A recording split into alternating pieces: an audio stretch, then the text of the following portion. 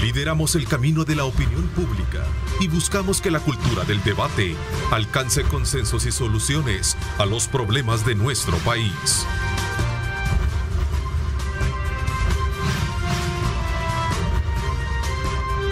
Diálogo con Ernesto López.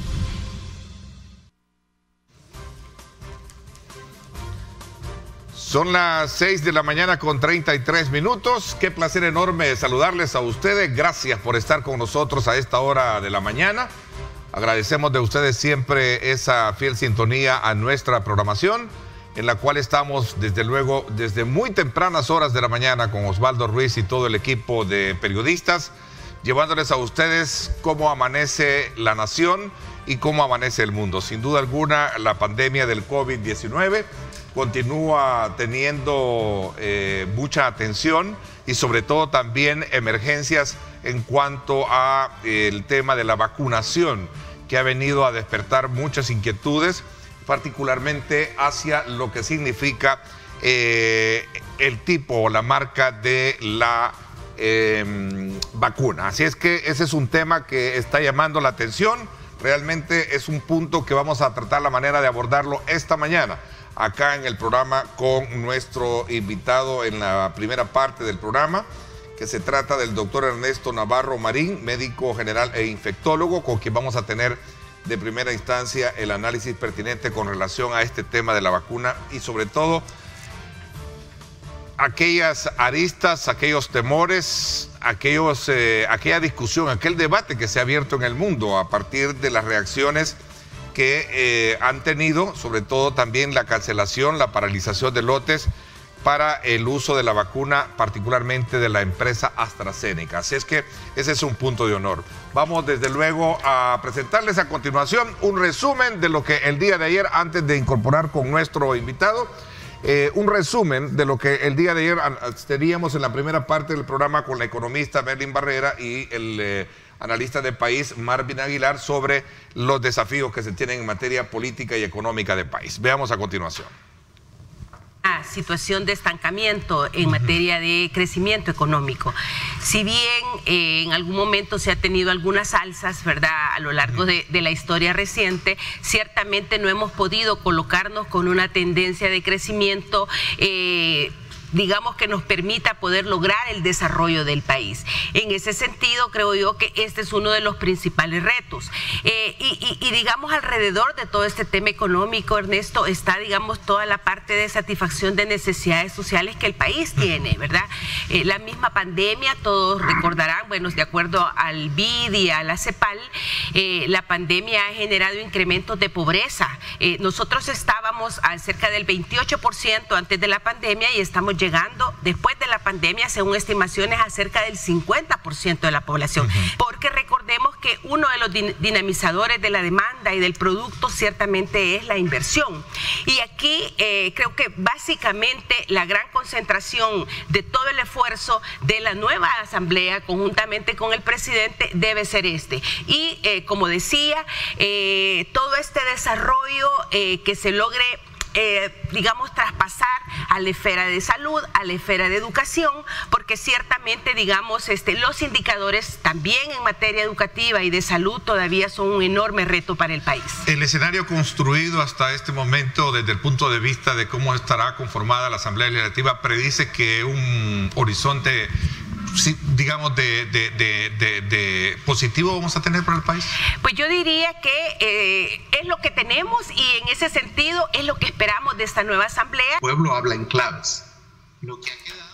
Bueno, ahí teníamos precisamente parte de ese resumen del día de ayer, en la cual conversábamos con un economista y un analista de país sobre los desafíos que se tienen en materia económica, y que por supuesto el tema político está íntimamente ligado, y sobre todo en el marco también de esta nueva configuración de fuerzas partidarias en la Asamblea Legislativa tras los resultados del pasado 28 de febrero.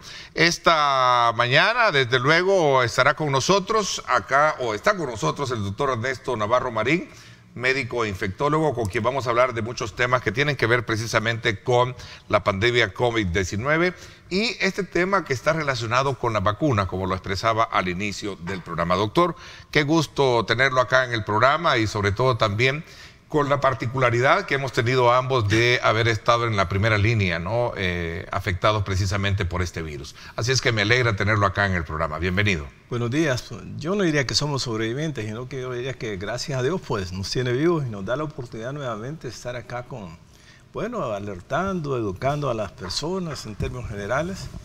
Y qué bueno, Ernesto, que usted salió bien también. Y bueno, los dos nos llamamos Ernesto, ¿sabes? Claro, por supuesto. Así es que desde ya, bien, para honra y gloria, estamos acá, siendo testimonio de, como usted bien lo dice, cuando uno pasa por ese tipo de situaciones hay que reconocer que no es uno el que vence el COVID, es Dios. Así es que lo dejo así a manera muy puntual, como un mensaje, para que sepamos que detrás de todo esto está Dios primero, y después está la medicina y la voluntad de uno también para salir adelante, porque es una situación muy afectiva, pero tenemos ya, ¿cuál es, de acuerdo a esa experiencia y de cómo hoy en día está la pandemia en nuestro país, cuál es la lectura o el diagnóstico con el cual podemos entrar a hablar de este tema, doctor, esta mañana?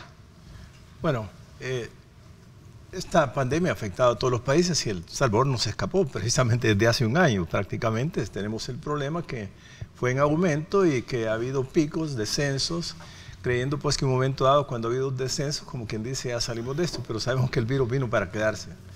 Y si eso es cierto, entonces significa que los diferentes gobiernos y en nuestro país se toman las acciones mejores en términos de prevenir. Recuérdense que esta pandemia es un asunto de salud pública. Por lo tanto, si es de salud pública, el gobierno tiene que tomar acción en términos de proteger a su población y en primer lugar, pues prevenir, y si ya tenemos la enfermedad, entonces en ese caso tratar de ver qué se hace en términos de curar a los enfermos, ya sean estos que les dio leve, moderado o severo, terminaron en cuidado intensivo. Si lo vemos desde ese punto de vista, lo que ha afectado a nuestro país, podemos decir que hubo picos, Semana Santa, agosto, diciembre, fiestas navideñas, fiestas de fin de año, y hoy, previniendo ya, viene Semana Santa, entonces todas estas aglomeraciones que están por ciertas condiciones, como por ejemplo se dio dinero a la gente, hubo aglomeraciones, que hubo ya fiestas por otra parte, a pesar de que se ha dicho que no las haya, de alguna manera pues siempre están dando caso. Yo creo que en este momento tal vez, si bien es cierto que en todos los países hay un subregistro, en este momento yo creo que tal vez lo hay desde el punto de vista siguiente, y lo digo con el carácter fidedigno de lo que estoy diciendo. Por ejemplo, yo estoy dando, al igual que muchos médicos infectólogos, estamos dando una cantidad de consultas por teléfono o videoconsultas. Y siempre que el paciente nos consulta, la pregunta inicial es: ¿quién vive en la casa? Pues vive mi tío, mi abuelo. ¿Y cuántos se han enfermado? Todos. Eso no está registrado. Por lo tanto, quiere decir que la cantidad de casos aumenta, pero tal vez debajo del iceberg, como dice, no logramos ver a todos. Pero en términos generales, si nos atenemos a las cifras que da el gobierno, pues podríamos decir que hay un franco descenso en los últimos días en el número de casos. Ese es un punto elemental al que quería llegar, sobre todo porque lo he escuchado decir de algunos funcionarios de gobierno, decir que se ha contenido bastante, y de hecho por eso vamos a aperturar o abrir las escuelas desde el punto de vista de iniciar clases semipresenciales, doctor. Es correcto, sí. Bueno, si lo vemos desde el punto de vista de apertura de escuelas, o en términos generales. En términos generales, es decir, si vamos a reabrir las escuelas, es porque verdaderamente estamos teniendo control de lo que usted decía y reconoce esta mañana sobre el tema de la pandemia, que han bajado los casos y que aparentemente pues estamos teniendo la responsabilidad de los ciudadanos de cuidarnos, ¿no? El punto de... Yo diría que el punto de partida para entrarle al tema de las escuelas sería, bueno, en primer lugar hubo apertura de economía en las diferentes fases, y en ese caso pues vimos que las personas pues cumplieron con los diferentes protocolos en la calle, en su casa, en la oficina, en la industria, en el comercio. Pues creo que todos aprendimos, y cuando aprendimos quiero decir que todos nuestros congéneres, todos nuestros ciudadanos, cuando tuvimos las cuarentenas y esos confinamientos, creo que todos aprendieron a usar mascarilla, distanciamiento social, no tocarse la cara etcétera, etcétera. Si todo eso se puso en práctica durante la apertura de la economía, ¿por qué no podemos hablar de las escuelas? Yo creo que desde ese punto de vista me parece que es una excelente medida. Y lo digo de la siguiente manera. Si es una excelente medida, es si lo vemos desde el punto de vista salud mental. ¿Qué pasa con los confinamientos? Hay una serie de eventos que se dan precisamente por el confinamiento, que afectan la salud mental de las personas. Hay paranoias, hay psicosis, no me quiero enfermar, que se enfermó tal vecino, que se murió la otra persona, etcétera. Eso de alguna manera. Es más, le quiero decir, y esto, es decir, por lo que he visto, no va a creer que hasta los animalitos también, desde el punto de vista de salud mental, lo sienten. Están estresados. Porque el humano les transmite, y se lo puedo decir porque yo he estado viendo en las últimas semanas en el hospital diagnóstico, he visto mordeduras de perros, así de la casa, inclusive, ni siquiera de la calle, ¿no? Entonces, ¿por qué? Porque quizás está un poquito más agresivo. Y lo digo de esta manera para pensar cómo el humano, entonces, estando encerrado tanto tiempo, cómo no va a sufrir esas depresiones o como se llame, cualquier aspecto psicológico que le puede pasar. Y los niños, por supuesto, son los receptores de aquella ansiedad que pueden tener los padres de que no se nos va a enfermar nadie en la casa, quién se le fue la casa, cómo está la economía, no trabajamos, etc. O sea que desde el punto de vista de salud pública yo lo veo sano, porque entonces los niños salir a la escuela tienen una mejor socialización que tal vez se ha perdido durante todo este tiempo, excepto por el internet, pero no es como el contacto físico que tienen. Claro. Y ese contacto físico es el que precisamente durante la apertura de las escuelas es el que prácticamente todos, familias, padres, profesores, tienen que poner en el contexto mental de cada niño que el contacto físico es el que más posibilidades nos da de una transmisión si tenemos una persona que sea asintomática. Por lo tanto, si lo vemos que es una buena idea la apertura de la escuela, pero digámoslo de esta manera, si bien es cierto que permite que los niños puedan tener una mejor socialización, tomando en consideración todos los protocolos de protección, de prevención, pero veámoslo también desde el punto de vista riesgoso. ¿Qué riesgo en este momento?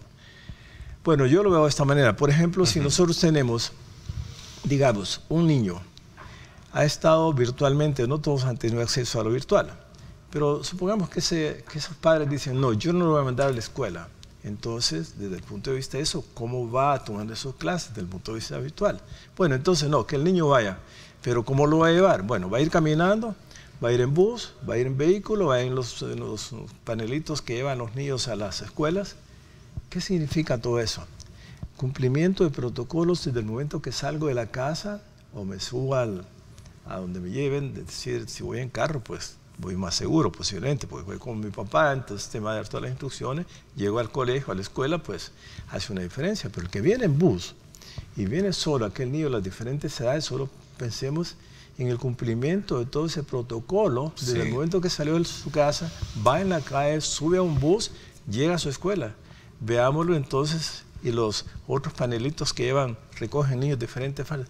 ¿Cuál es la cantidad de niños que van a llevar? Si están acostumbrados a llevar hasta 12, 15 niños en un pequeño busito, y entonces ahorita van a tener la distancia, un asiento, 2 asientos, van a llevar 3 en 4 en lugar de 20. Entonces, todas esas cosas somos los que tenemos que pensar, los padres de familia, los que transportan a los niños, y cuando están en la escuela, ¿cuál es el protocolo que se va a cumplir? En las escuelas, pues ya me imagino que han dado las instrucciones por parte del Ministerio de Educación, el protocolo que van a cumplir tanto profesores, docentes en términos generales, como los que asisten a los docentes, como el personal de servicio, como los niños se van a comportar dentro de la escuela. Y veámoslo desde el punto de vista, y los que no pudieron ir, ¿cómo van a ser tratados desde el punto de vista virtual? Doctor, si usted se da cuenta, hemos hablado al principio a una manera de introducirnos en el tema, para llegar al caso de las escuelas. Pasamos por este otro ítem de la salud mental. Primero, viendo el comportamiento desde su perspectiva de cómo está la pandemia hoy en día. Reconocemos que se ha contenido un poco los casos, lo decía usted, ¿no? Y esto es producto en parte de un modelo de educación a la cual nos estamos acostumbrando como salvadoreños. a pesar de que existen todavía irresponsabilidades por parte de algunos, pero sí, muchos tenemos a bien la costumbre de protegernos, porque sabemos que protegiendo también protegemos a los otros. Esto nos ha llevado, desde luego, a considerar de que el tema de las escuelas, como usted lo dice, pues puede ser un factor también importante de ayuda a la salud mental, especialmente a los niños. Y yo en lo particular, siendo padre también de menores de 12 y 6 años, a mí me parece que los niños sí necesitan ya recrear un poco, digamos, su actividad normal de energía de niños como parte de su crecimiento y su desarrollo.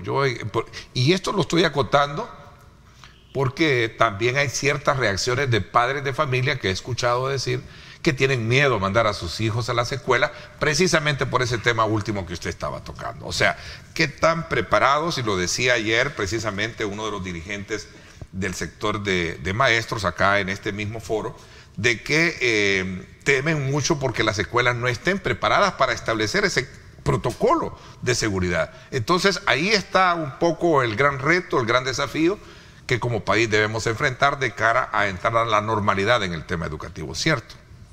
Bueno, prácticamente es una excelente reflexión la que usted hace, cuando también, si tenemos los grupos académicos por una parte, privados y públicos, y tenemos por otro lado también los sindicatos que también se preocupan precisamente por la ciudadanía en ese sentido. Y especialmente por los profesores. Seguro. Y este es un contexto grande, porque entonces va todo un Ministerio de Educación con toda esa responsabilidad y como gobierno de a lo que están sometiendo prácticamente a toda la escolaridad en nuestro país. Y en ese sentido pienso yo que al momento que toman la decisión tiene que haber habido una comunicación directa con el Ministerio de Salud en el sentido de conocer cuáles son las posibilidades, cuáles son las mejores decisiones a tomar, si desde el punto de vista de salud pública lo vemos, que ya dijimos que la pandemia es un asunto de salud pública, es una interrelación muy directa entre ambos ministerios para que el señor presidente arriba, pues, con la indicación de sus ministros y la asesoría de ellos, tome la decisión final con una gran responsabilidad desde el punto de vista que sabemos que el virus ha venido para quedarse, que si bien es cierto, hemos aprendido aquellas medidas de prevención y las hemos puesto en práctica durante todo este tiempo de confinamiento, después apertura de economía y todo eso, pero aún así hay cierto como que abandono de todas estas medidas de prevención y lo vemos precisamente cuando vemos que hay restaurantes abiertos, que hay gente que está haciendo fiestas, que vemos cuando viene un partido de fútbol, que viene y es que era inconcebible esto, doctor. Entonces, ¿cómo es posible que los bares, restaurantes estuvieran abiertos y las escuelas no estuvieran abiertas? Eso es paradójico, pero realmente me imagino que considerando todos esos aspectos, es que es decir, el Estado en sí, y no hablemos de gobierno, es una responsabilidad estatal realmente. Si existe una política estatal de educación y de salud, entonces es un compromiso bastante serio. Porque sabemos, ¿por qué lo digo de esta manera? Si sabemos que en la escala de contagios que se pueden dar y la manifestación de las enfermedades que pueden ir en escala, por ejemplo, digamos 80% asintomáticos, ¿cuántos asintomáticos podrán estar en este momentito o al momento de la apertura de la escuela, cuántos asintomáticos o están en periodo de incubación? Sabemos que el virus puede ser inclusive contagioso un día antes de que se manifieste la enfermedad. Pero hablemos de los que son asintomáticos, es decir, que no tienen ninguna manifestación o tal vez no han tenido ningún enfermo en la familia. Pero alguno de los muchachos puede estar asintomático, va a la escuela, ¿y qué significa eso? Una fuente de contagio. Sabemos que el RO, es decir, las posibilidades de contagio en este momento en nuestro país, yo creo que andan quizás al punto 9, como dice, casi una persona por otra. En otros países está el 1.6 como los países europeos. Pero si lo vemos desde el punto de vista de la escala de contagios que se pueden dar y la expresión de la enfermedad, número 1, que la mayor parte son asintomáticos. Y después caemos en la categoría que son leves, que puede ser como una simple mocosera, un poquito de temperatura y hasta ahí nomás llegó. unos 2 o 3 días y bien. Pero habrá otros que son moderados con una expresión de la enfermedad un poquito más seria, en el cual ya va a haber otras manifestaciones, hasta que vamos a los graves. Y los graves, cuando tenemos comorbilidades, que sean diabéticos y que sufran otra enfermedad, tienen más posibilidad de tener una enfermedad bastante seria que les puede llevar a pérdida del olfato, pérdida del gusto, fiebre, etcétera, lo que conocemos ya como manifestaciones graves de la enfermedad que puede terminar en cuidados intensivos. Bueno, si vemos esa escala, entonces en progreso significa ¿qué? ¿Cuántos podrán estar asintomáticos? ¿Cuántos sufrieron la enfermedad recientemente y ya van a la escuela? Entonces, en ese momento la salud pública, a través del Ministerio de Salud, en conjunto con Educación, son los encargados de un momento dado de haber considerado todos esos pasos, todas esas fases de la enfermedad para decir, bueno, es momento de abrir las escuelas. Ok. Sistematizando. Bueno, reconocemos de que se tiene una tendencia a la baja en cuanto a casos de COVID-19. Esa es una muy buena noticia, ¿no? Que esta mañana, de alguna manera, la confirmamos. La importancia que tiene la salud mental para ser tratada en este contexto también es un factor bastante importante. El inicio de las clases, como también lo estamos mencionando. Pasemos al otro tema por el cual lo invitamos, doctora, a que nos acompañara esta mañana, que es este debate por el uso de la marca de la vacuna. Centroamérica, por cierto, hizo una compra, en el caso de Centroamérica, de la famosa vacuna de AstraZeneca, que es, por cierto, la que en nuestro país se está colocando. Las dudas crecientes sobre la vacuna contra el COVID de AstraZeneca precisamente de alguna manera están creando cierta incertidumbre y hasta cierto punto para algunos especialistas una amenaza, digamos, para establecer un canon de inmunización en la población. ¿Cuál es su diagnóstico o cuál es su lectura sobre este debate y lo que tenemos hoy en día? Bueno, hablamos de salud pública. Si hablamos de salud pública, ¿qué significa? Es el mecanismo a través del cual los gobiernos tienen las posibilidades de vigilar, prevenir y dar tratamiento a los enfermos. Si conocemos por otro lado también que las inmunizaciones, es decir, el uso de las vacunas, ha sido una arma grande en todo el mundo como para eliminar enfermedades como la poliomielitis y la viruela, y en este caso pues se previenen hasta 10 aquí en el país, 12 enfermedades a través de la inmunización, significa entonces que la inmunización es válida. Ahora, el tema es si es un tema de salud pública, un asunto de salud pública, y se van a tomar las normas suficientes como para que la población pueda en un momento dado abrirse a la economía, abrirse a las escuelas y todo esto.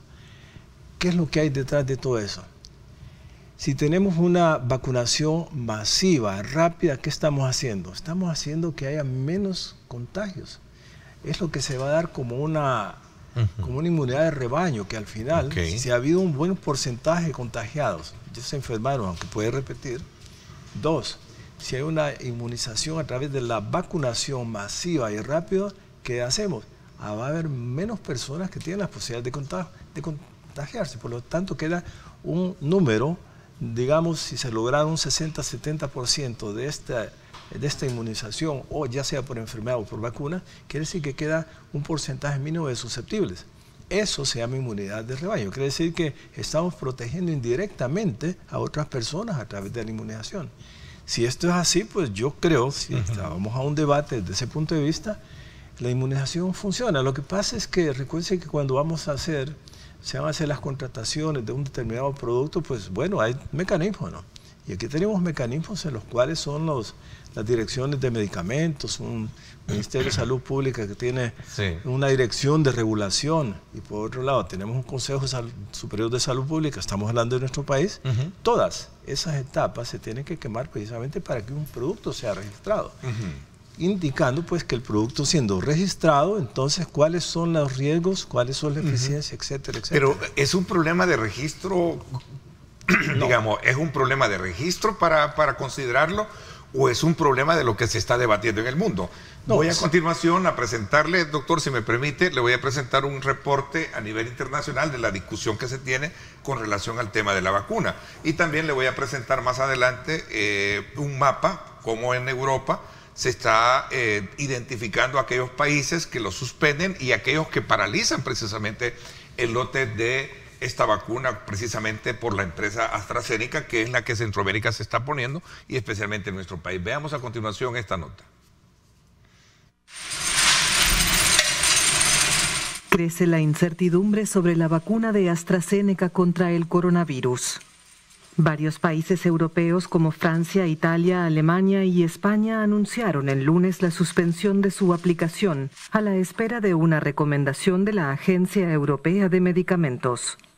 La decisión que se tomó, de acuerdo también con nuestra política europea, es suspender como precaución la vacunación con AstraZeneca con la esperanza de reanudarla pronto, si la opinión de la EMA lo permite.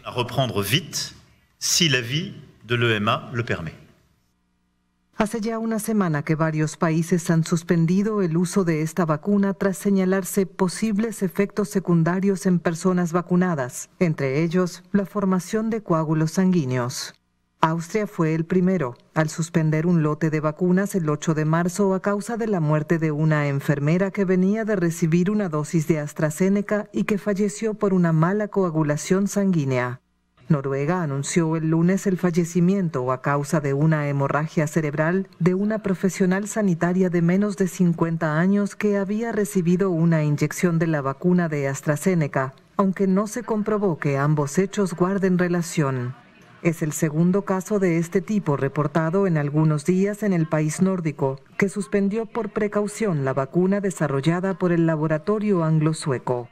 En Países Bajos, donde la inmunización con este producto también fue detenida, las autoridades reportaron 10 casos de efectos secundarios potencialmente vinculados a la vacuna, sin que, de momento, esa relación se haya confirmado. Otros países como Georgia siguen apostando a esta vacuna crucial para las naciones más pobres. Cualquier fármaco o vacuna puede tener algunos efectos secundarios. Estoy radicalmente en contra de suspender la aplicación de las vacunas de AstraZeneca basándose en que esta vacuna específica es de baja calidad. El director general de la Organización Mundial de la Salud informó que el organismo celebrará el martes una reunión para definir el futuro de la vacuna. La Agencia Europea de Medicamentos anunció para el jueves una reunión extraordinaria, aunque adelantó que los beneficios de esta vacuna aún superan a los riesgos. Bueno, ahí teníamos precisamente ese reporte que pone en el contexto de lo que estamos hablando particularidades, como por ejemplo el tema de esperar, ¿verdad?, que el registro de vacunación de Europa pueda dar un aval para continuar con la vacuna. Por un lado, y por otro lado, más allá de este reporte, tenemos cómo la Organización Mundial de la Salud sí recomienda usar AstraZeneca pese a estas medidas que en Europa se están haciendo. Ahí está por cierto, parte de esa información, lo teníamos anteriormente, era el anterior PDF que teníamos, era el que destaca cómo la OMS precisamente recomienda usar AstraZeneca pese a la medida de Europa. Voy a hacer una pausa y regresamos un poco hablando de esto, doctor, porque tenemos compromiso de publicidad. Regresamos.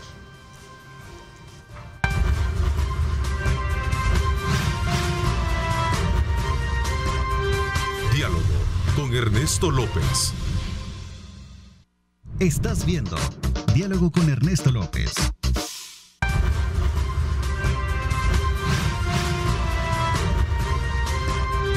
Diálogo con Ernesto López. No hay camino ni reto capaz de frenarnos. Econoparts, siempre las mejores marcas. Econoparts presenta. Bueno, gracias nuevamente por supuesto a Econopar. Queremos decirle a ustedes que para un camino seguro usted necesita los mejores repuestos. Econoparts, nuestras marcas son la mejor garantía. Por eso le damos a conocer a usted el estado del tiempo y la carretera precisamente en el sector del Boulevard Constitución a esta hora de la mañana para que tome en consideración cómo está el tráfico por la zona. Esto gracias a Econoparts, por lo que para un camino seguro usted necesita los mejores repuestos. Econoparts, nuestras marcas son la mejor garantía. Nuestras marcas son la mejor garantía. Econoparts, siempre las mejores marcas. Presentó.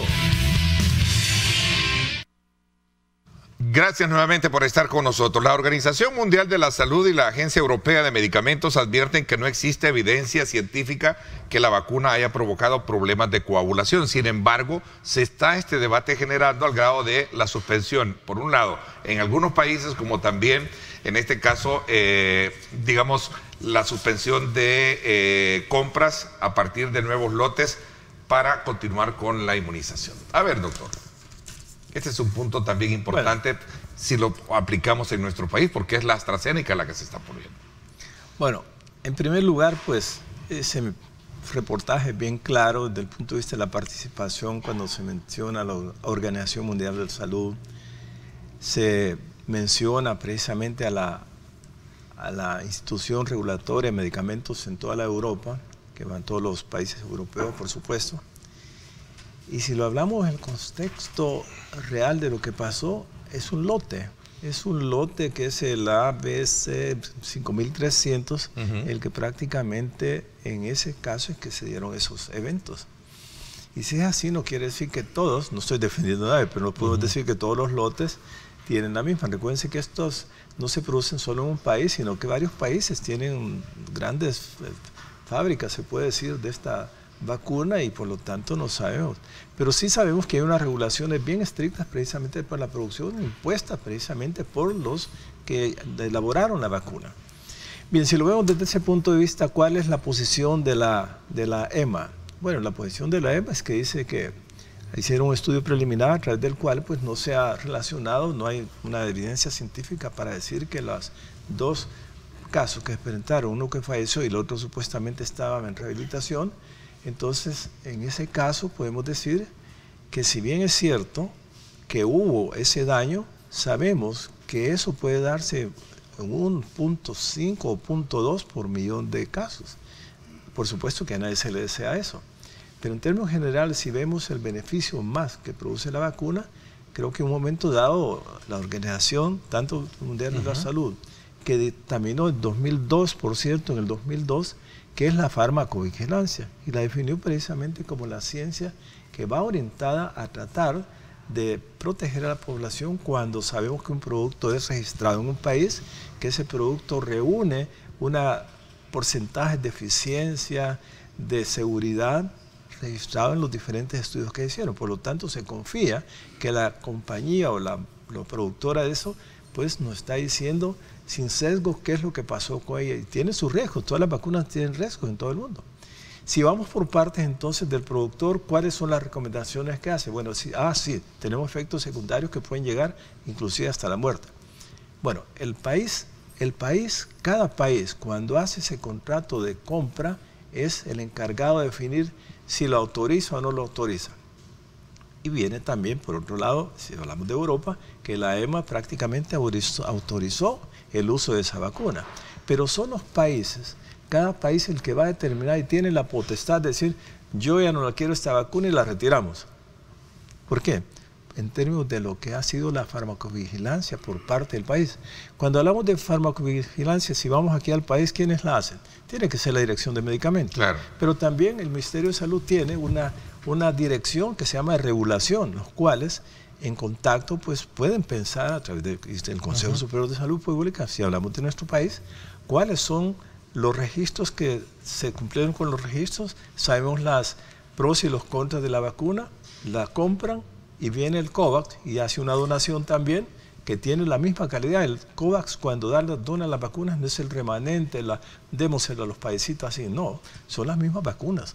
Por lo tanto, si es de confiar aquella compra, porque precisamente se hizo el estudio de seguridad, de eficiencia, al final se indica y sabemos cuáles son los riesgos, pues lo mismo pasó en Europa. Entonces quiere decir que la EMA al final hace un estudio preliminar y dice, no, en este momentito no hay ninguna relación directa que evidencie que realmente la muerte fue por la vacuna. Entonces, este jueves, precisamente, se reúnen para dar la opinión final para que todos los países de Europa al final digan no la queremos o sí la queremos, pero tiene que hacerse un estudio. De todas maneras fue un estudio preliminar y ahorita, si lo vemos desde el punto de vista de farmacovigilancia, todos los países con sus regulaciones que tienen están precisamente... Y si ellos toman la decisión de no queremos, ¿qué va a pasar con Centroamérica? ¿Qué va a pasar con el país cuando tenemos esa marca? Bueno, recuérdense que para estos países quien regula todo eso es la FDA, ¿no?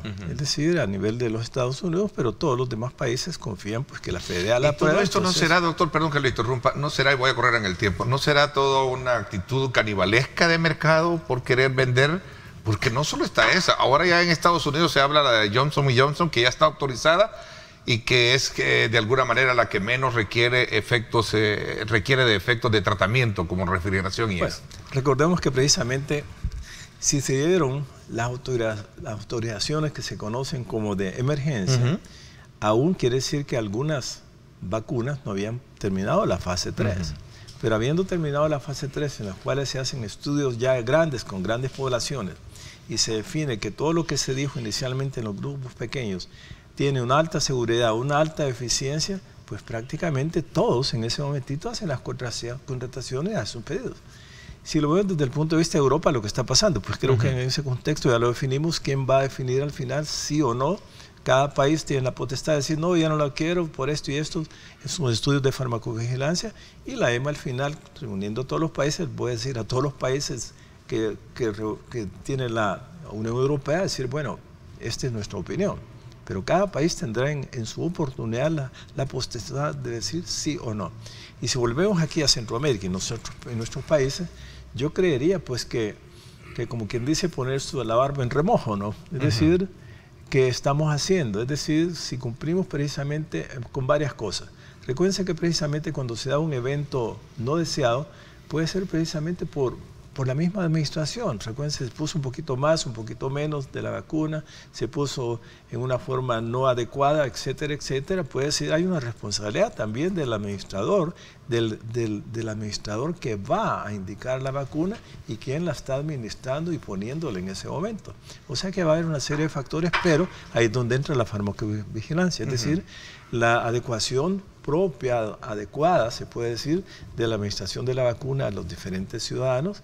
Y dos, por otro lado, el mecanismo de vigilancia a través de la Dirección de Medicamentos y el mecanismo de regulación propia de nuestro país, el que al final, después de estudiar todas esas posibilidades que ha pasado en otros países y teniendo en cuenta, haciendo encuestas de todas las personas que se les ha puesto, porque hay un registro precisamente a cada persona que se le ha puesto.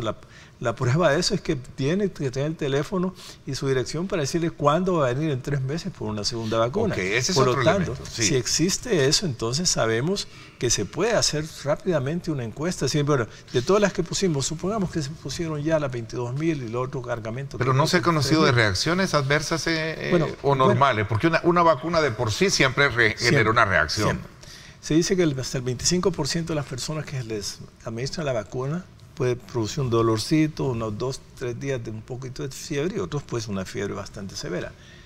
Yo me pregunté y me tomé es decir, la actitud de preguntarle a todos los médicos residentes y a las enfermeras que se les administró en el hospital de diagnóstico, y la mayoría, unos pues no sintieron nada, un poco sintieron un poquito de temperatura y otros que sintieron temperatura alta entre las primeras 24, inclusive hasta las 48 horas, dolor de cuerpo.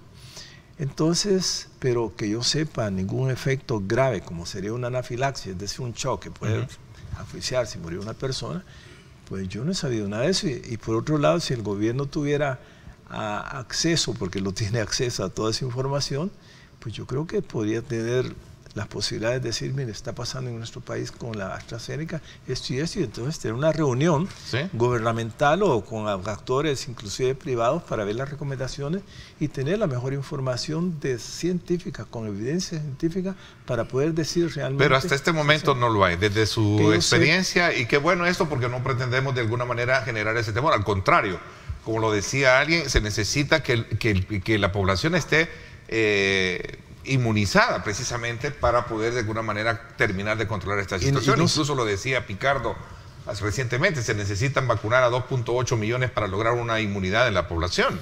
Y tiene que ser masiva y rápida.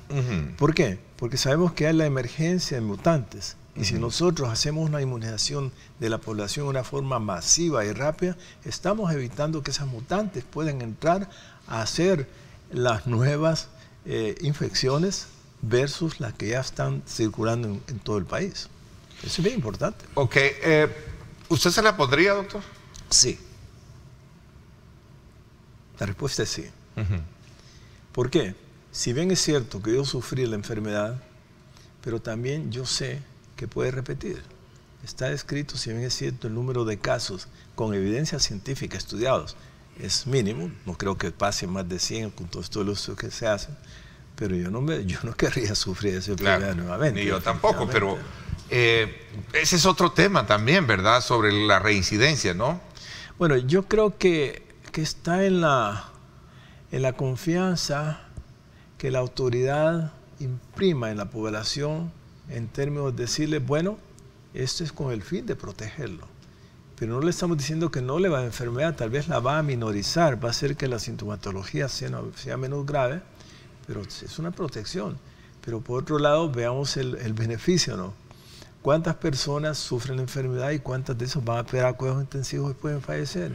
Versus cuáles son los efectos colaterales o adversos que puede producir la vacuna cuando sabemos que hay un porcentaje alto de eficiencia y de seguridad. Entonces cada persona tiene que tomar su decisión en ese momento, pero toda vez que esté bien informado para finalmente decir yo me la voy a poner. En mi caso, pues por ser médico, haber sufrido la enfermedad, por supuesto, yo sé todo lo que sucede y yo me la pondría, yo me la voy a poner. Doctor, el estar en la primera línea de alguna manera representa ese tipo de riesgo. Sin embargo, usted decía, y no sé si le escuché mal, mencionar de que sí se puede dar una reincidencia. ¿Está certificado eso? Porque hasta ahorita, yo también que he estado en esa línea de afectación, me he rebuscado por conocer casos, pero no están debidamente comprobados. Incluso yo creo que el grado de incidencia para uno no deja de ser quizás menor al impacto como desde el principio lo ha sido. Bueno, pongámoslo de esta manera. Sí. Hace 3 meses se decía que la inmunidad, es decir, protección que yo tengo después de sufrir la enfermedad, es de 3 meses. Hoy, con el tiempo que ha pasado, se dice que son 6 meses. ¿Sí? El próximo año, cuando se hagan estudios de cero prevalencia, es decir, de investigar cuántos anticuerpos tienen las personas, van a decir, bueno, dura más tiempo.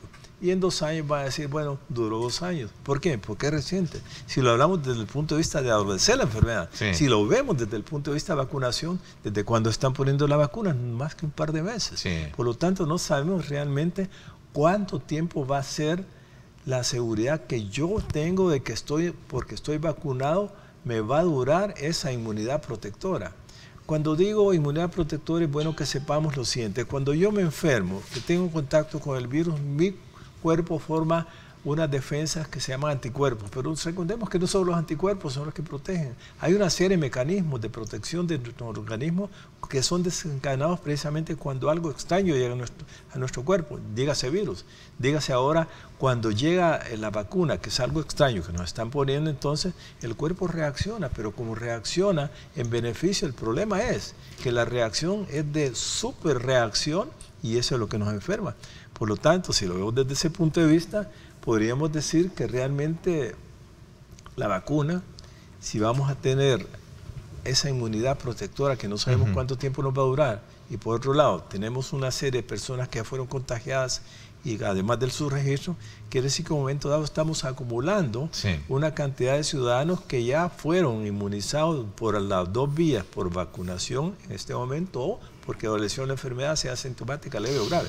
Pero dentro de todo eso podemos saber que sí hay casos documentados que son mínimos a nivel universal, se puede decir que son mínimos, pero se está demostrado realmente que cuando se ha hecho estudios de genética para ver si era la cepa misma la que le dio la enfermedad y se reenferma nuevamente, será un contagio por la misma cepa o otra cepa. Todos esos son estudios de genética y biología. Y esa es parte del misterio que con usted hablábamos, lo voy a confesar acá, voy a ser un poco infidente con el público que nos está viendo. y hablábamos precisamente de que es una enfermedad, un virus que vino de alguna manera como a sorprendernos, pues, y el comportamiento no es tan definido para decir así va a ser conmigo o así lo fue con usted, no. Porque entendería que con usted fue una cosa y conmigo fue otra, ¿no? Bueno, y no solamente eso, Ernesto, sino que veámoslo desde el punto de vista no solamente de lo que usted ha visto o observa en la población, sino que desde el punto de vista como médico, yo veo con los pacientes que estoy dándoles consulta en este momento, podemos decir que uno, por ejemplo, un paciente llega con dolor de espalda severo y no tengo mayores manifestaciones y después progresa, pero en el momentito que llegó por ese dolor, unos días después puede presentar temperatura alta, falta de dolor, olfato y gusto. No todas las personas se comportan de la misma manera y nosotros los médicos quedamos sorprendidos realmente cuando vemos que cualquier manifestación se considera COVID mientras no se demuestre lo contrario, porque realmente esa es la expresión que... Voy a hacer una pausa. Doctor, ¿y el plasma es una garantía? Usted hablaba de inmunidad protectora. La inmunidad protectora, no sé, voy a ser atrevido de poderla definir acá. A ver, la inmunidad protectora es el que yo me vacune y está la inmunidad natural, que es la de mi propio cuerpo, que genera los anticuerpos, precisamente para... Entendería yo que por ahí anda la cosa. ¿Qué pasa con el plasma? El plasma también es otro factor de discusión, que es el que se busca cuando uno tiene esto y que en la necesidad uno cree que eso es lo que le va a ayudar bastante, ¿no? Bueno, hablemos de eso. Voy a hacer una pausa rapidito. Perfecto. Voy a la pausa. Gracias a ustedes por estar también activos, participando. Nos encanta que nos envíen sus comentarios y preguntas.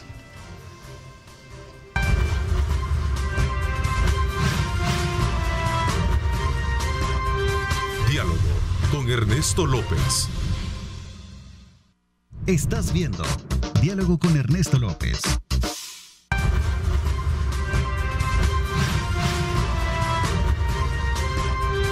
Diálogo con Ernesto López.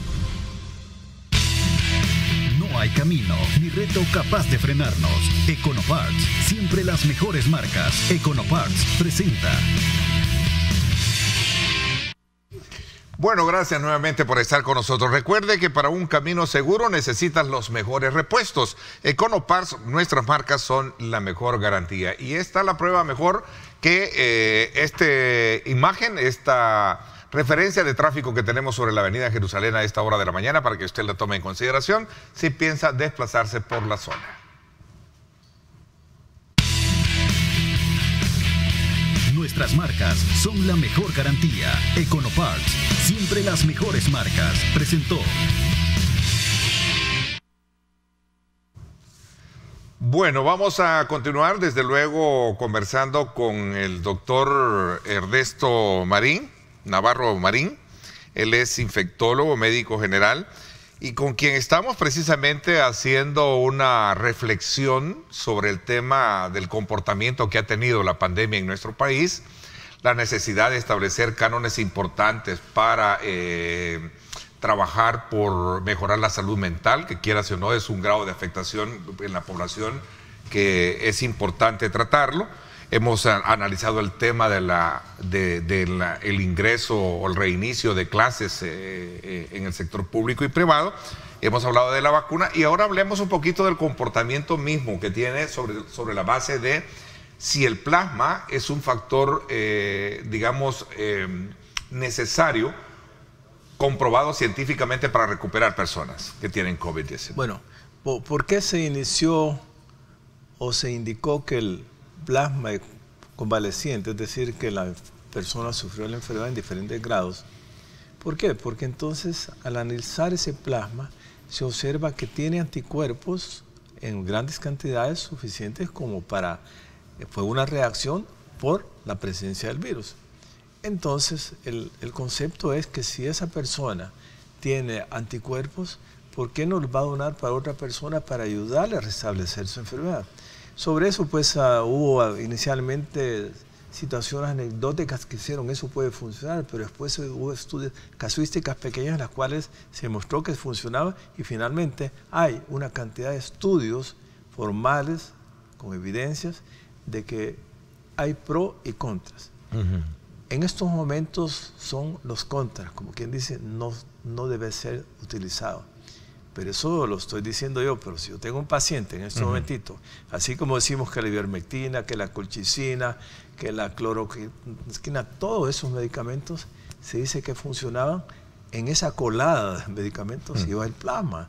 Y en este momento, entonces, cuando se hace un análisis de todos esos medicamentos, y en este momento hablamos de biológicos, llámese plasma convaleciente, entonces está en discusión.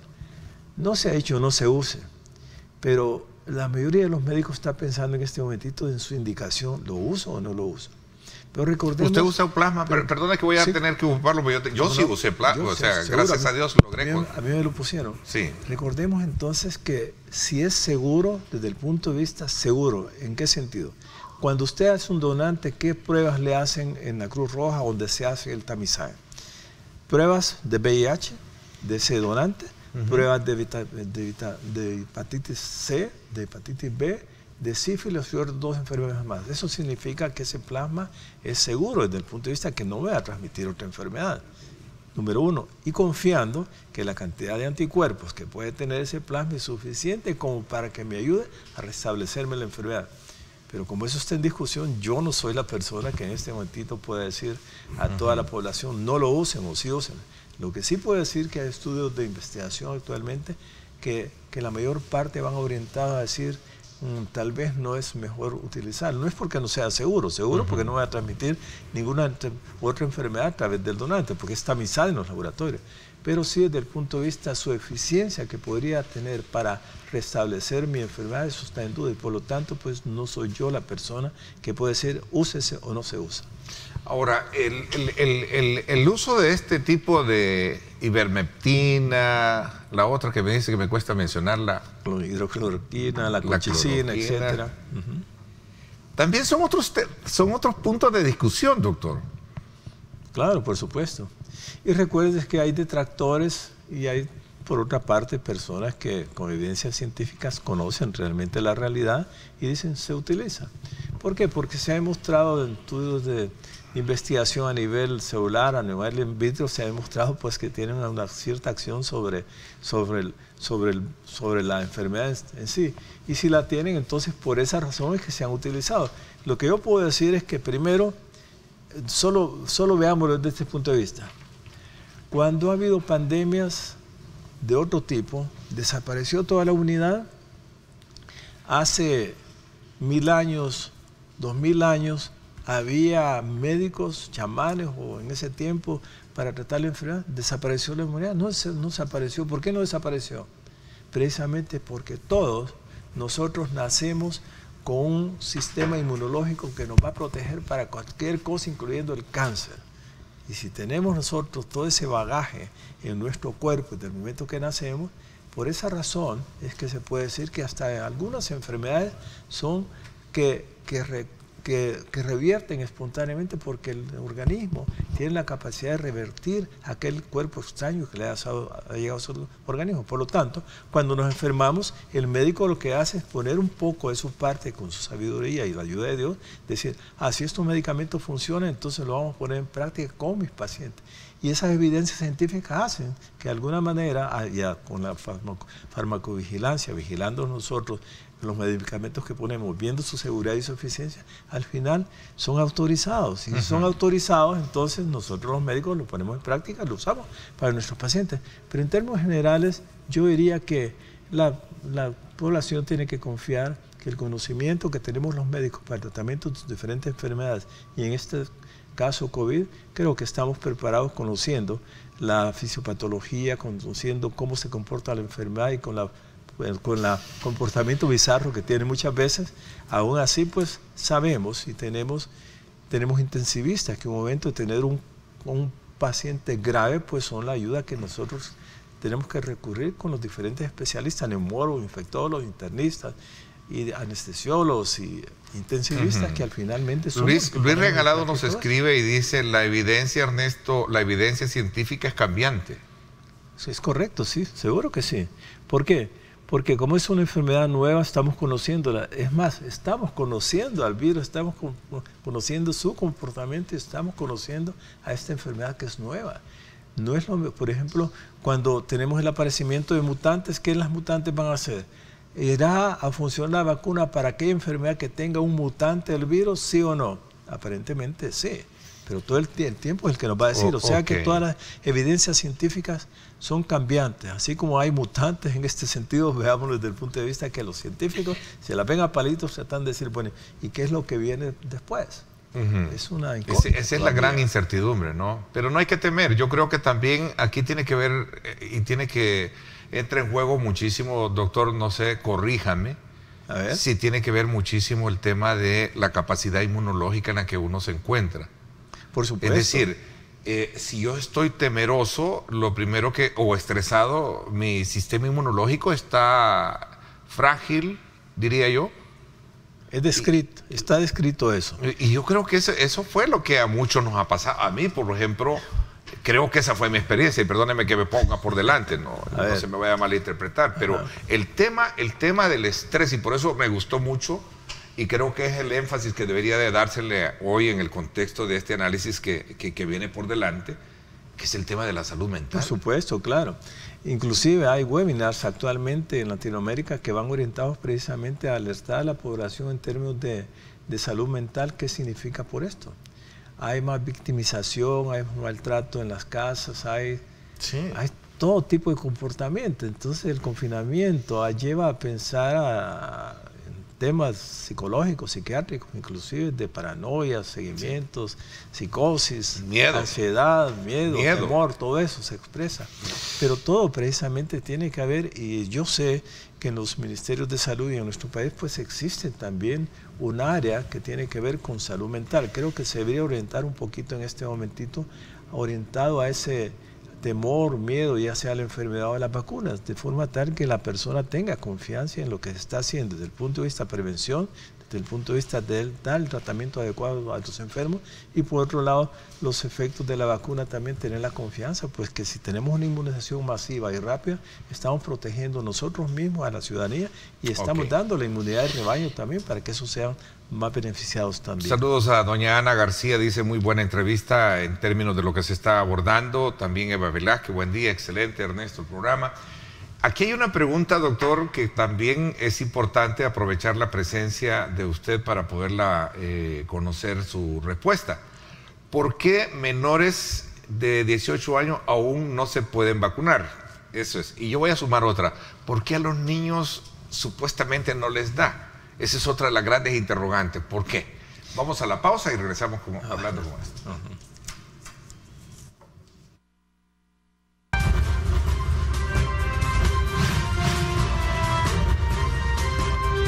Diálogo con Ernesto López. Estás viendo Diálogo con Ernesto López.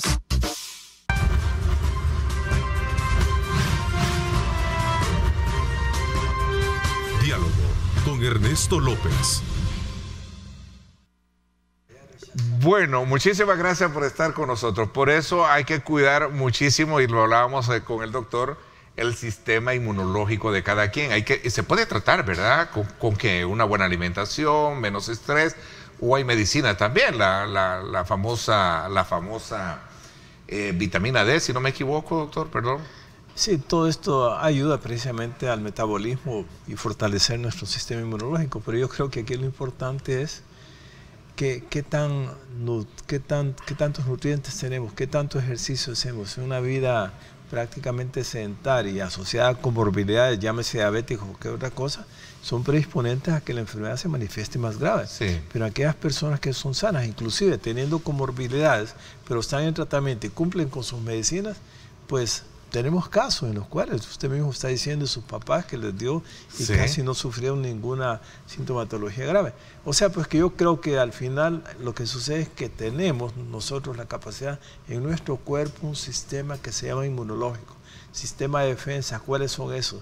Los glóbulos blancos o leucocitos, prácticamente muchos de ellos tienen la capacidad precisamente y son los que nos fortalecen y nos defienden contra el virus. El tema aquí es que cuando se da una reacción por parte del virus, cuando entra a mi cuerpo, es una reacción protectora, lo que mi cuerpo me está dando.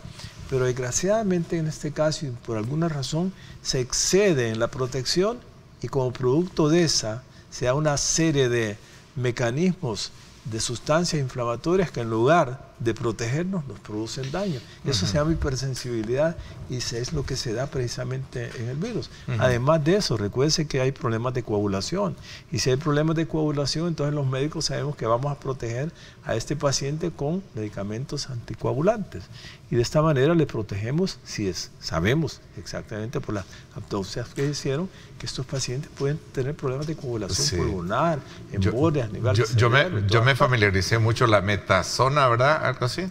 Eso es para evitar la coagulación, si no me equivoco, ¿no? Es correcto, sí. Ya veo. O sea, pues doctor, que en otras palabras veamos la inmunidad, la defensa que tiene el organismo, y el médico ayuda con otros medicamentos que supuestamente ayudan, ya sea plasma, sea ivermectina, sea todo eso, porque se ha puesto en práctica y se ve que funciona al final. Y otra cosa... A falta de otros medicamentos especiales como el Remdesivir, que también está ya en nuestro mercado. Doctor, otra cosa para los amigos, y voy a trasladar la pregunta porque también estamos con lo de los niños. ¿Por qué a los niños y la vacunación de los 18 que no se nos pase? Otra cosa que es importante es cuando la persona sale contagiada, mentalmente meterse en la cabeza de que lo va a superar. Fíjese que eso es bien importante, no sentirse porque uno cree que se le vino el mundo encima, ¿no? Con el problema de la asfixia por el tema de oxígeno, pero el tema mental es muy importante. Yo creo que eso es fundamental, y yo siempre lo recomiendo. Oye, mira, no, ya vas a salir, pero no te desanimes, ¿verdad? Porque a mí me lo decían y yo también agarraba ese estímulo. A mi esposa no le dio y ella me cuidó y le hicieron el chequeo y no le dio. Mi padre, perdón que voy a poner los ejemplos, mi padre de 76 años, por cierto acaba de cumplir años también, felicidades padre, le dio bastante fuerte, lo tratamos con tiempo, pero a mi madre de 85 años solo fue rapidito y no le dio, y ya estuvo. Y estaban conviviendo ahí juntos. Todo es cuestión de inmunidad, es cuestión de qué tantas defensas tengo y qué otra enfermedad adolezco, y si estoy protegiendo de todas aquellas enfermedades con medicamentos, pues lo más probable es que sea una cuestión leve. Pero nunca sabe uno, este virus, el comportamiento que tenemos, no sabemos realmente el comportamiento que tiene. Pero al final, lo importante saber es que si nosotros tenemos en cuenta las medidas de prevención recomendadas, las ponemos en práctica, con la apertura en las escuelas, pues yo creo que realmente podemos tener éxito y mejorar nuestra salud mental. Pero los niños, vamos a los niños, doctor. ¿Por qué a los niños no les da y por qué a un niño de 18 años, menor de 18 años, no se le puede poner la vacuna? Bueno, con lo último, no es que no se pueda, sino lo que pasa es que todos los estudios que se hicieron en las diferentes casuísticas para las diferentes vacunas no se consideraron en esas casuísticas a los menores de 18 años. Esa es la razón.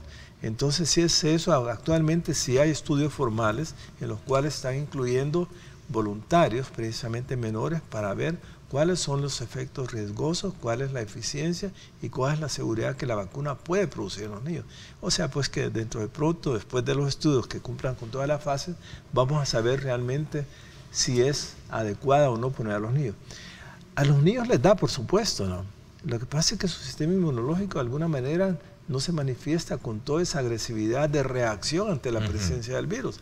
Y el problema es que muchos de ellos son asintomáticos, y son asintomáticos, son portadores del virus, y por lo tanto el contacto, de no considerarse ese protocolo de distanciamiento del uso de la mascarilla, son una fuente de contagio para la familia y a la escuela para otros niños, sin producir temor en este caso, y no que decirlo, bueno, estas son las posibilidades de que un niño sea asintomático o que esté en periodo de incubación. El periodo de incubación no es más que el periodo que transcurre en que una persona tiene el contacto con el virus hasta que desarrolla la enfermedad, pero sabemos que inclusive un día antes de manifestarse la enfermedad, si es que se va a manifestar, esa persona ya es contagiosa a través de sus secreciones faríngeas y sus secreciones nasales.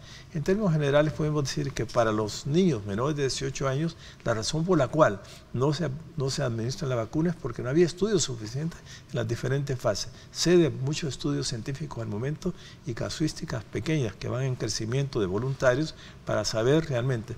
El temor ha sido prácticamente que los padres muchas veces, si toman la decisión de sus hijos para decir, este va a ser un voluntario para la vacuna, pues hay cierta reticencia por parte del padre, si uno dice, me le pasa algo, hay mucha responsabilidad. Y por esa razón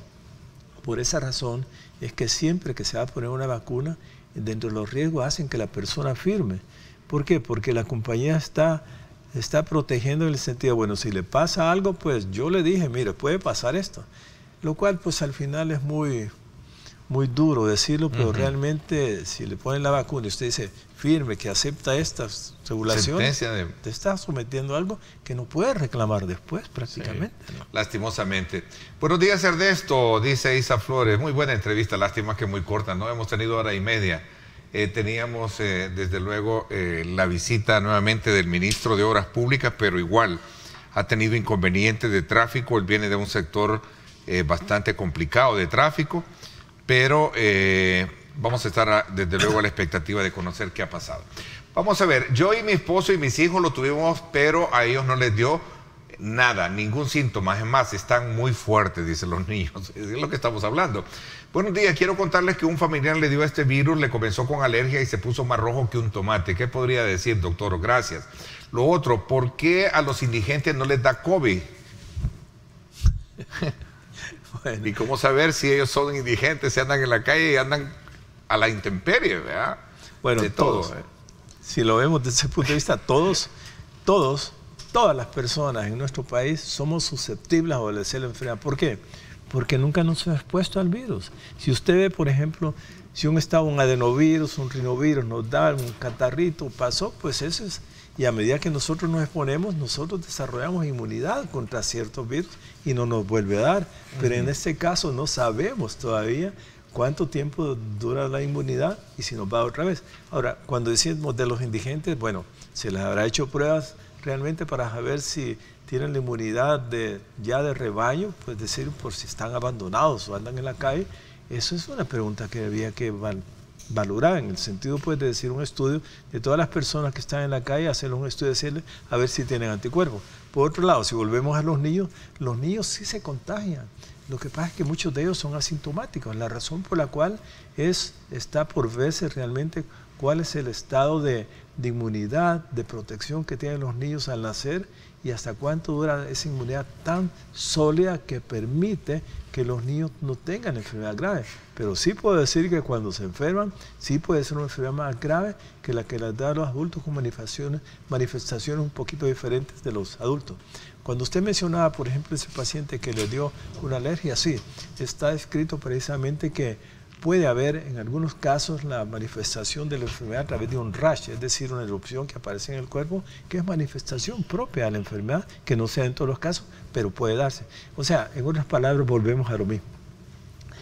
¿Qué tan bizarro es el comportamiento del virus en nuestra población y en todo el mundo?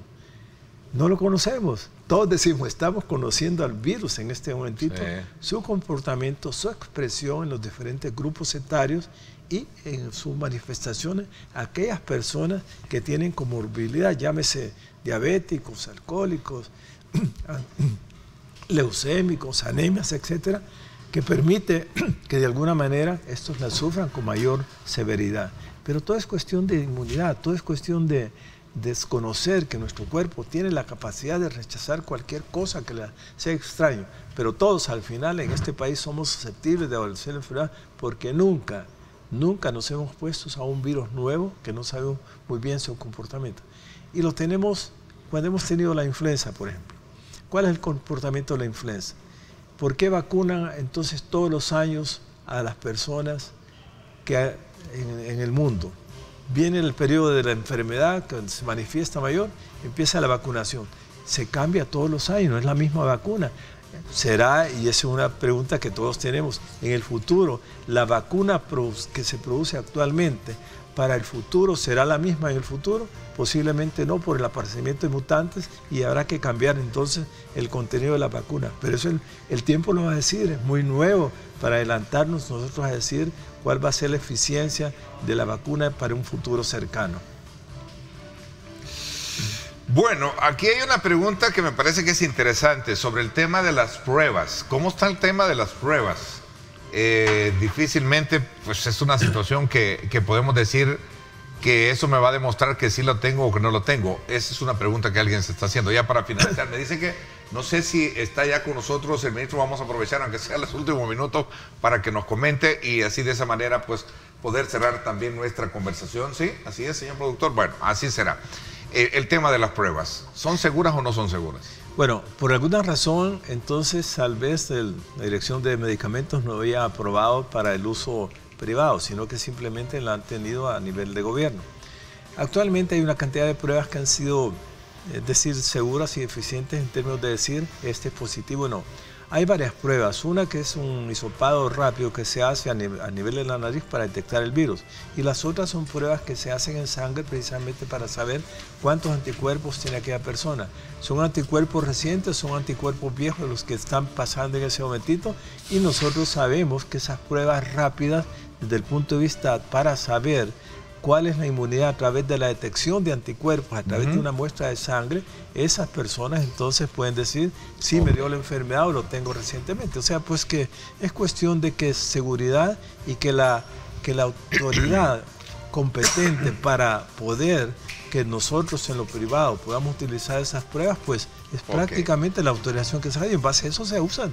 Ok, doctor, gracias por haberme acompañado. Bueno, confieso que me quedo todavía con las ganas de seguir conociendo más de su experiencia, tanto científica como médico y como también como paciente que lo fue, y que sé que ambos en ese factor tenemos cosas en común que comentar, ¿verdad? Así es que y sé que va a ser de mucha ayuda. Muchas gracias por habernos acompañado. No hay duda que conociendo teóricamente la enfermedad por estudios que uno hace y conociendo la enfermedad porque la he sufrido, da la, si no la potestad, la seguridad para que lo que se dice es cierto. Adolecí, conozco la teoría, pues puedo expresarlo de esa manera. Y cuando usted me lo dice, por la misma convicción de haber padecido, sí, estoy casi convencido que es cierto lo que está diciendo. Bueno, esas son las cosas. Gracias, nos vamos a la pausa y regresamos con el ministro de Obras Públicas así rapidito para que nos comente cosas bien importantes sobre el tema de la carretera al Puerto de la Libertad, el plan de atención también para el tráfico en la zona y otros proyectos importantes así rapidito. Vamos a la pausa y regresamos.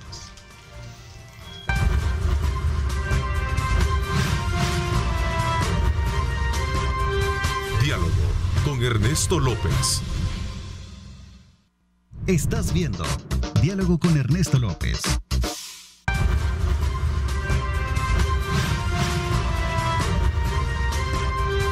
Diálogo con Ernesto López. Bueno, gracias nuevamente por estar con nosotros. Quiero darle la más cordial bienvenida para hablar, aunque sea unos minutos, así rapidito, con el ministro de Obras Públicas, Romeo Rodríguez, con quien vamos a hablar precisamente de los proyectos de actualidad y específicamente aquellos que tienen que ver con esta apertura de los nuevos sectores del bypass, por ejemplo, en el caso de La Libertad. Bienvenido, ministro, ¿cómo está? Buenos días, Ernesto, muchas gracias por la invitación, mandarle también un cordial saludo a toda la audiencia de este canal y al pueblo salvadoreño. En carne propia, sintiendo el problema del tema de los chorros, me decía. Sí, bueno, sí, la carretera de los Chorros tiene un problema fundamental y es que la capacidad vehicular ya fue sobrepasada hace 10 años, ¿verdad? Solo en esa carretera transitan en promedio 60,000 vehículos diariamente.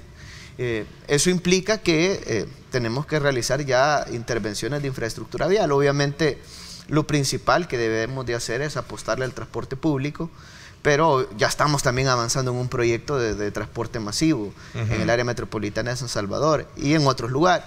Pero adicional a eso también ya tenemos un proyecto de infraestructura que es la ampliación de la carretera de los Chorros desde el tramo desde Las Delicias hacia el desvío de Opico. La idea es ampliar la carretera en unos tramos a 8 carriles y a 6 carriles de acuerdo a los estudios de tráfico que nosotros tenemos. Y los hemos proyectado a 50 años, ¿verdad? Y la construcción de un viaducto que reduzca la vulnerabilidad principalmente en la zona más crítica, donde normalmente se daban derrumbes y teníamos incluso vidas que lamentar en el pasado, pero no queremos que esto vuelva a ocurrir. Entonces por eso estamos dando una solución integral a la problemática. Pero adicional a ese proyecto... Pero, perdón, ministro, de Las Delicias hacia Opico, o sea, sería un poco en el sector de estas colonias que está antes de llegar a lo que sería la carretera de los Chorros. Desde Las Delicias a Opico sería la ampliación de la carretera. El viaducto sería prácticamente después del balneario de los Chorros. Pero existe esta carretera de Las Delicias. De Santa Tecla, es decir, desde la salida justamente de Santa Tecla hasta llegar hasta el desvío de Opico. Entonces, y el viaducto que ya es la... Y el viaducto que sería en el tramo más crítico, ¿verdad? De la carretera donde normalmente se daban derrumbes. Entonces, incluso le hemos denominado Plan Corredor de Occidente. Uno es el viaducto Francisco Morazán. De hecho, ahí está en pantalla, que va a ser el puente más largo, más alto, más curvo de todo nuestro país. Si alguien ha visto ahorita el viaducto del Bypass de la Libertad, de ahora camino a Sur City, ¿no? Ese no es ni la tercera parte de lo que va a ser este viaducto, es decir, es un puente mucho más largo. Incluye la ampliación de la carretera. Una parte va a ser a 6 carriles y otra parte es a 8 carriles, que eso es lo que nos da ya los estudios de tráfico y factibilidad del proyecto. En el desvío de Opico vamos a construir un paso a desnivel, que de hecho ya el diseño nos lo van a entregar a finales de este mes. Ya la empresa está por entregarnos el diseño de ingeniería de ese paso a desnivel y con eso de hecho vamos a empezar. Luego de que nos los entreguen el próximo mes vamos a sacar la licitación pública. La idea es que se adjudique a una empresa y empecemos con la construcción del paso a desnivel en el desvío de Opico. ¿Por qué? Porque ahí vamos a tener todo el tráfico que va a venir del periférico Claudia Lars, es decir, de todas las personas que viajan de Sonsonate hacia San Salvador, los que vienen de Quesaltepeque, los que vienen de San Salvador, los que vienen de Santa Ana, que van a ir a terminar a un redondel. Entonces, para que esto no suceda, vamos a construir un paso a desnivel justamente en el desvío de Opico. Adicional, que estamos ya con un 60% de avance de la carretera del periférico Claudia Lars, que parte desde el desvío de Opico hacia el desvío de Zacacoyo. Esta es una carretera de 10.08 kilómetros que estamos construyendo y que va a tener un gran beneficio para nuestro país porque de alguna manera va a aliviar el tráfico de todas las personas que tenían que ingresar por la zona central de Lourdes y que ahora van a poder ingresar por este bypass. Es decir, va a ser el bypass entre Santa Ana y Sonsonate y que de alguna manera va a reducir ese tráfico que normalmente se vive en el día a día en la carretera de Los Chorros. Doctor, ministro, pregunta acá, ¿qué se puede hacer en la carretera nueva cuando se cae al puerto de la Libertad, llega a un gran embudo y no se sale de nada? Dice que ese es el tema que creo que es importante también conocer, cuál es el plan que se tiene de cómo darle fluidez a esa zona. ¿Qué está pasando? Bueno, cuando nosotros llegamos al gobierno, siempre hemos tenido en cuenta de que los proyectos de carretera tienen que ser integrales. No pueden ser proyectos a medias, como hacían antes. Por ejemplo, construían un paso a desnivel y solo pasaba el tráfico vehicular de un punto a otro punto. ¿Por qué? Porque la solución integral debería de haber incluido no un paso, sino que 3 pasos a desnivel. Pero antes preferían robarse el dinero del pueblo salvadoreño que invertirlo en obras. Nosotros, cuando tuvimos que caducar el contrato, volver a licitarlo, el proyecto del Bypass de la Libertad, ahora camino a Sur City, a recuperar $5 millones que se habían robado, diseñar el proyecto y construirlo, analizamos varias cosas.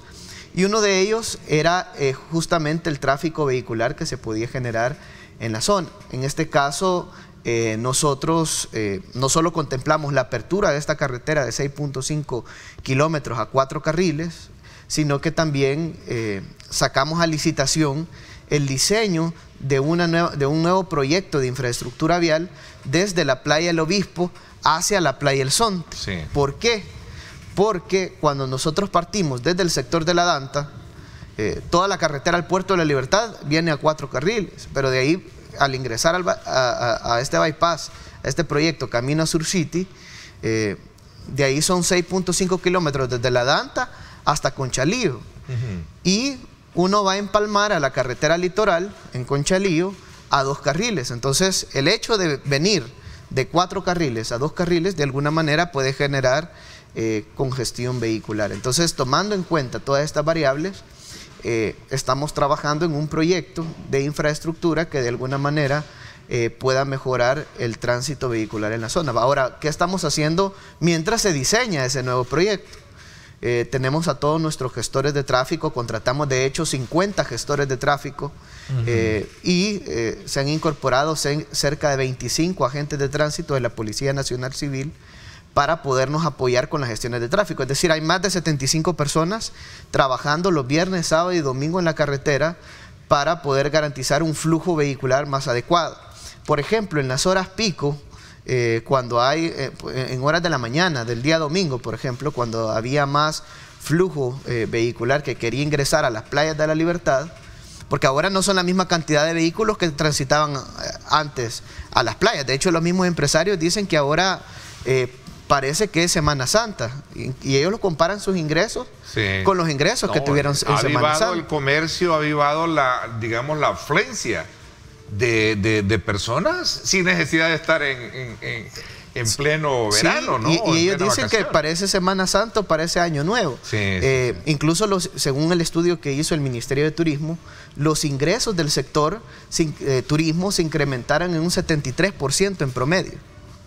Entonces, eso te dice mucho del impacto que ha tenido esta carretera, porque ahora las personas dicen, bueno, ya no me voy a tardar 1 hora, sino que me voy a tardar menos, o no, ya no me voy a tardar las 2 horas que me tardaba antes para llegar a los restaurantes o a cualquier lugar de las playas de la Libertad.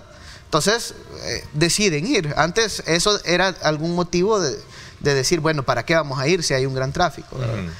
Pero la gran cantidad de personas que están viajando hacia las playas de la Libertad, y de igual manera la cantidad de personas que quieren ir a ver este proyecto que se ha vuelto turístico también, porque tiene un puente que es el más complejo de nuestro país, que muchas personas llegan a tomarse fotografías, y de igual manera las vistas que tiene la carretera hacia la playa. Entonces esto de alguna manera ha incrementado el tránsito. Entonces, ¿qué es lo que estamos haciendo? En horas pico, por ejemplo, en las mañanas, cuando la mayoría de personas quieren ir a las playas de la Libertad, habilitamos un carril reversible, garantizando que los 2 sentidos de la carretera en ciertos momentos, entre 7 a 10 minutos aproximadamente, sean para ingresar a las playas de la Libertad mientras descongestionamos la cantidad de vehículos. Y en la tarde, que es viceversa, la mayor cantidad de flujo va hacia San Salvador, garantizamos el carril reversible hacia San Salvador. Las disculpas a nuestros compañeros de la telerevista, que obviamente les he robado 1 minuto, pero yo sé que el tiempo nos volvió a traicionar este día, ¿no? Pero vamos a hacerlo más adelante para hablar con más amplitud, porque, como usted bien nos dice, ministro, son proyectos que a la vista está. Una vez se tenga la infraestructura adecuada, cualquier zona, por muy deprimida económicamente que esté, se activa. Y ahí está. No hay necesidad de que sea Semana Santa ni vacaciones navideñas, y el puerto está definitivamente visitado por todos los fines de semana especialmente. Gracias por haberme acompañado, ministro, y espero tenerlo más adelante con más tiempo. No, gracias a ti por la invitación y mandarle también un cordial saludo al pueblo salvadoreño. Gracias, ministro. Gracias a ustedes. Pásenla bien y, como siempre, recuerden lo más importante: amar a Dios sobre todas las cosas. Lideramos el camino de la opinión pública y buscamos que la cultura del debate alcance consensos y soluciones a los problemas de nuestro país.